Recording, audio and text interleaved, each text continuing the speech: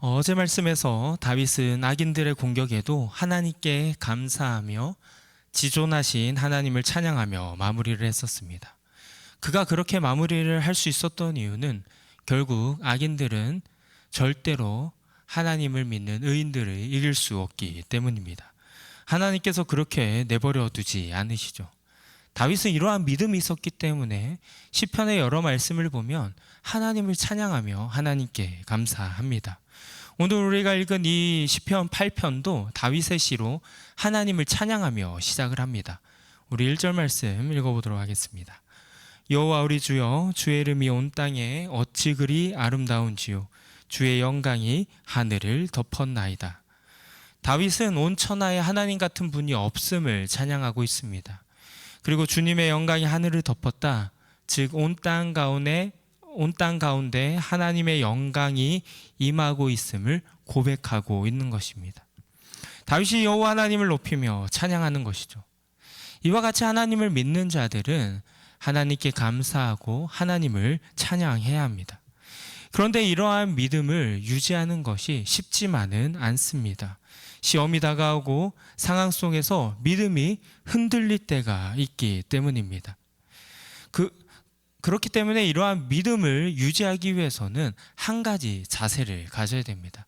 오늘 말씀에서 그 자세를 알려주고 있는데요. 그 자세는 바로 겸손의 자세입니다. 겸손. 부모님만 바라보는 어린아이와 같이 순수하게 하나님만을 바라봐야 되는 것이죠. 겸손이 무엇입니까?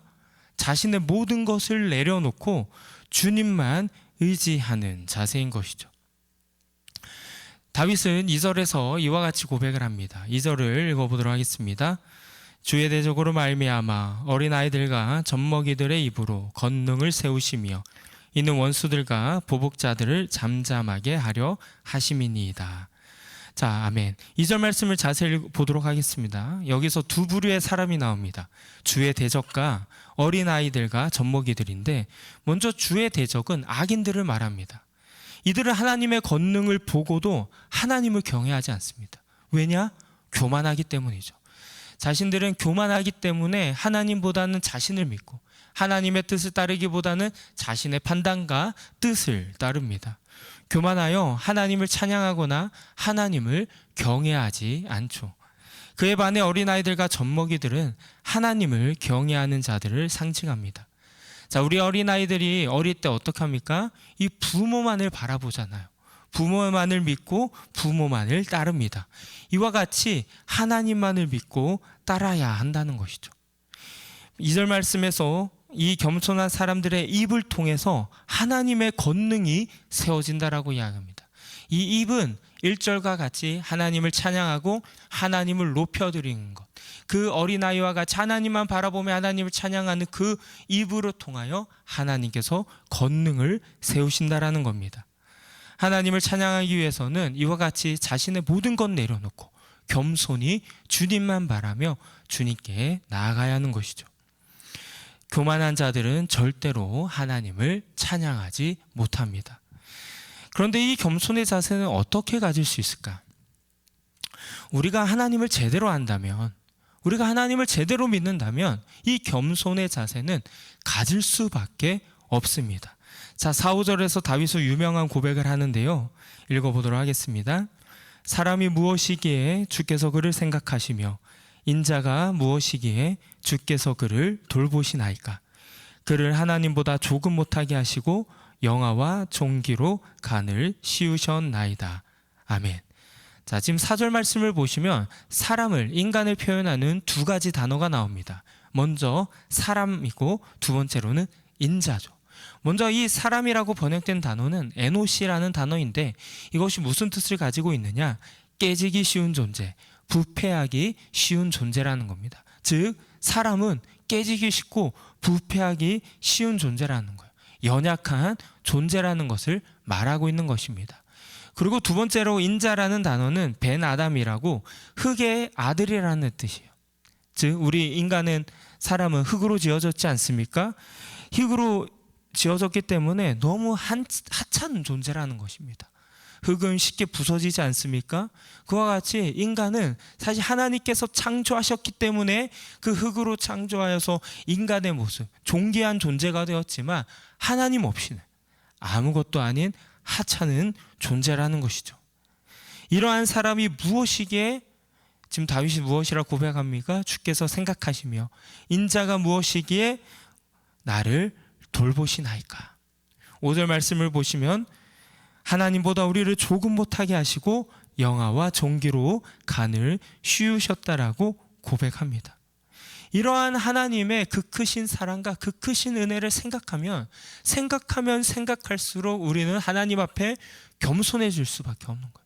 그 위대하신, 그 지존하신 하나님 앞에서 우리는 너무나도 작은 존재, 너무나도 하찮은 존재, 아무것도 아닌 존재라는 것을 깨닫게 되는 것입니다. 그렇기 때문에 우리는 겸손한 자세를 가질 수밖에 없는 것이죠.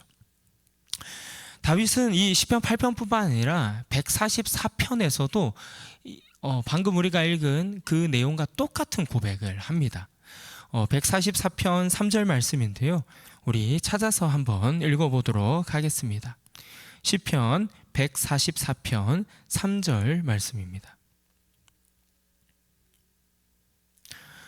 여호와여, 사람이 무엇이기에 주께서 그를 알아주시며 인생이 무엇이기에 그를 생각하시나이까.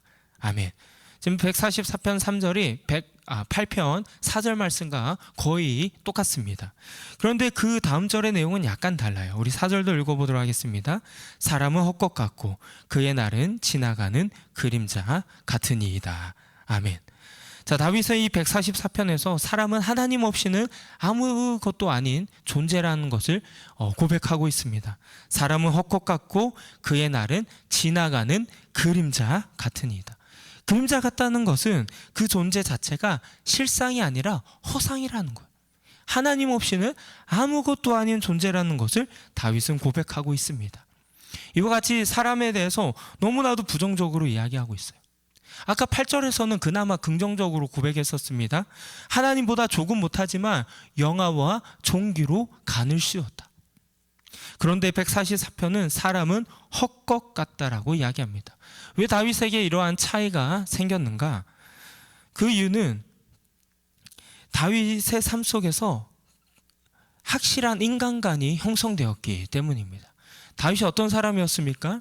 어릴 때 하나님께서 그를 왕으로 세우셨고 하나님의 보호하심 아래 승승장구했어요. 이 다윗도 하나님만을 바라보며 하나님만을 의지했었습니다.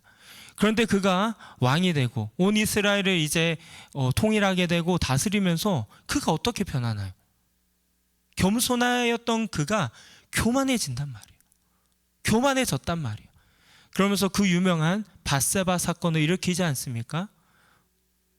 하나님께서 분명 보고 계시는데 하나님께서 절대로 해서는 안 되는 행동이라고 말했는데 다윗은 그것을 무시하고 자신이 원하는 대로 자신의 뜻대로 이제 그 일을 저지르게 됩니다. 다윗은 하나님보다 자기 자신이나 주변의 힘을 의지하면서 큰 환난을 겪게 되죠. 이런 경험을 하다 보니까 다윗이 깨닫게 되는 것입니다. 아, 하나님 없이는 나는 아무것도 아닌 존재이구나. 죄인에 불과하구나. 그것을 깨닫게 된 것이죠. 다윗은 그의 죄를 깨닫고 하나님께 엎드려 회개하게 됩니다. 성경에서 말하는 인간관이 바로 이것입니다. 하나님 없이는 인간은 아무것도 아닌 존재, 흙과 같은, 그림자와 같은 헛된 존재라는 것이죠. 하나님께 붙어 있어야만, 하나님의 뜻을 따라야만, 하나님만을 바라봐야만 우리 인간은 온전한 주님의 뜻 가운데 살아갈 수 있다라는 것입니다.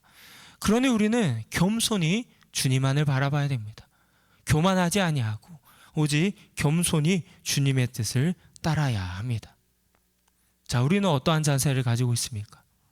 교만하고 있습니까? 아니면 겸손히 주님만 바라보고 있습니까? 매일 하나님의 은혜를 기억하며 사시기 바랍니다. 그 크신 하나님의 사랑과 그 크신 하나님의 은혜를 향한 그 입술의 고백이 절대 멈춰서는 안 되는 것입니다. 사람이 무엇이기에 나를 돌보시고 인자가 무엇이기에 나를 보호하십니까? 이 고백이 우리 입술을 떠나지 아니하고 항상 주님께 나아가는 우리 모두 되시길 주님의 이름으로 축복합니다. 우리 함께 기도드리겠습니다.